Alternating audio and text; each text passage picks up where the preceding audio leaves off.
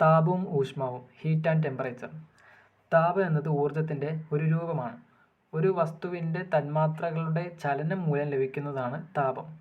താപത്തിൻ്റെ യൂണിറ്റുകൾ joule, calorie എന്നിങ്ങനെ പറയാം. താപോർജ്ജത്തിൻ്റെ SI യൂണിറ്റാണ് ജൂള്. എല്ലാ ഊർജ്ജ രൂപങ്ങളുടെയും പൊതുവായിട്ടുള്ള യൂണിറ്റാണ് കലോറി. ഒരു ഗ്രാം ജലത്തിൻ്റെ ഊഷ്മാവ് 1 ഡിഗ്രി ഉയർത്തുന്നതിനാവശ്യമായ താപത്തിൻ്റെ അളവാണ് ഒരു കലോറി. ഒരു കലോറി എന്ന് പറയുന്നത് 4.18 ജൂളാണ്. റൗണ്ട് ചെയ്ത് 4.2 ജൂൾ എന്ന് പറയാം. ഒരു പദാർത്ഥത്തിൽ തന്മാത്രകളുടെ ആകെ ഗതികോർജ്ജത്തിൻ്റെ അളവാണ് താപം. ഒരു വസ്തുവിൻ്റെ തന്മാത്രകളുടെ ശരാശരി ഗതികോർജ്ജത്തിൻ്റെ അളവാണ് ഊഷ്മാവ്.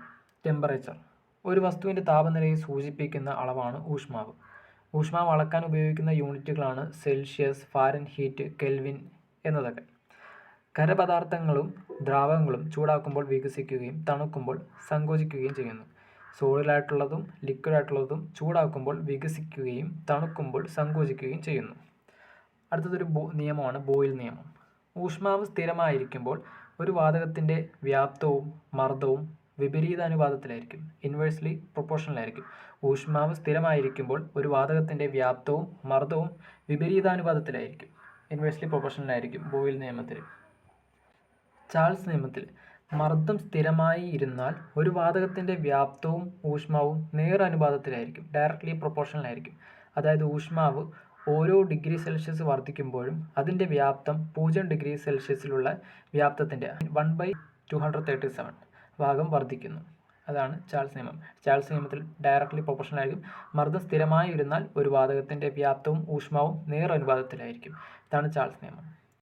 ജ്വലനവും ജ്വലന പരിധിയും എന്താണെന്നുള്ളത് നമ്മൾ മനസ്സിലാക്കിയിരിക്കേണ്ടതുണ്ട്. ജ്വലനം അഥവാ കമ്പഷൻ ഒരു ഇന്ധനവും ഓക്സിജനും ചേർന്ന് നടക്കുന്ന താപമോചക രാസപ്രവർത്തനമാണ് ജ്വലനം. ഇതിൻ്റെ ഫലമായി ചൂടും പ്രകാശവും പുകയും മറ്റു വാതകങ്ങളൊക്കെ ഉൽപ്പാദിപ്പിക്കപ്പെടുന്നുണ്ട്. ഇന്ധനങ്ങൾ ഖരദ്രാവക അവസ്ഥയിലാണ് സ്ഥിതി ചെയ്യുന്നത്. ജ്വലനം ഒരിക്കൽ ആരംഭിച്ചാൽ ജ്വലനത്തിന് ആവശ്യമായ 3 ഘടകങ്ങൾ ഒന്നിനെ, അതായത് ഇന്ധനം, ഓക്സിജൻ, ചൂട്, ഇവയിൽ ഏതെങ്കിലും ഒന്നിനെ നീക്കം ചെയ്യുന്നത് വരെ അല്ലെങ്കിൽ അത് കത്തി അവസാനിക്കുന്നത് വരെ സ്വയം തുടർന്നുകൊണ്ടേയിരിക്കും. ജ്വലന സ്വഭാവമുള്ള ദ്രാവകമോ വാതകമോ വായുവുമായി ഒരു പ്രത്യേക അനുപാതത്തിലുണ്ടെങ്കിൽ മാത്രമേ തീ പിടിക്കുകയുള്ളൂ. ഇതിനെയാണ് ജ്വലന പരിധി എന്ന് പറയുന്നത്. ജ്വലന പരിധിക്ക് മുകളിലോ താഴെയോ ഉള്ള അനുപാതത്തിൽ തീപിടുത്തം ഉണ്ടാവുകയില്ല. ജ്വലന പരിധിയുടെ ഭാഗത്തു നിന്ന് ചോദിക്കാൻ സാധ്യതയുള്ള കുറച്ച് വാതകങ്ങളുടെയും ദ്രാവകങ്ങളുടെയും താഴ്ന്ന പരിധിയും ഉയർന്ന പരിധിയുമാണ് ഇവിടെ കൊടുത്തിട്ടുള്ളത്. ഹൈഡ്രജൻ താഴ്ന്ന പരിധി 4.1, ഉയർന്ന പരിധി 74. അസറ്റലിൻ താഴ്ന്ന പരിധി 2.5ഉം ഉയർന്ന പരിധി 80. ബ്യൂട്ടൈൻ്റെത് 1.5 താഴ്ന്ന പരിധിയും ഉയർന്ന പരിധി 9ഉം. പെട്രോളിൻ്റെ താഴ്ന്ന പരിധി 1.2ഉം ഉയർന്ന പരിധി 6. മീഥേൻ്റെ താഴ്ന്ന പരിധി 5ഉം ഉയർന്ന പരിധി 15ഉമാണ്. കാർബൺ മോണോക്സൈഡ് താഴ്ന്ന പരിധി 12.5, ഉയർന്ന പരിധി 74.2. കമ്പഷൻ എന്താണെന്നും ജ്വലന പരിധി എന്താണെന്നും നമ്മൾ മനസ്സിലാക്കിയിട്ടുണ്ട്.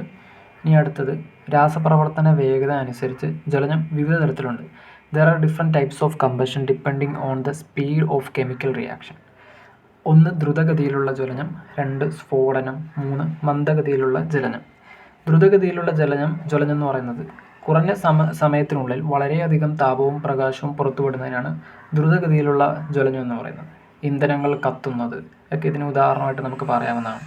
അടുത്ത സ്ഫോടനം വളരെ കുറഞ്ഞ സമയം കൊണ്ട് വളരെയധികം ചൂടും ശബ്ദവും പ്രകാശവും വലിയ മർദ്ദത്തിൽ പുറപ്പെടുവിക്കുന്നതിനാണ് സ്ഫോടനം എന്ന് പറയുന്നത്.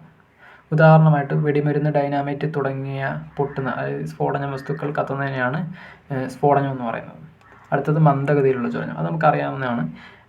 ഇതിൽ വളരെ കുറഞ്ഞ അളവിലുള്ള താപമോ പ്രകാശമോ ഒക്കെയുള്ളൂ പുറപ്പെടുവിക്കത്തുള്ളൂ.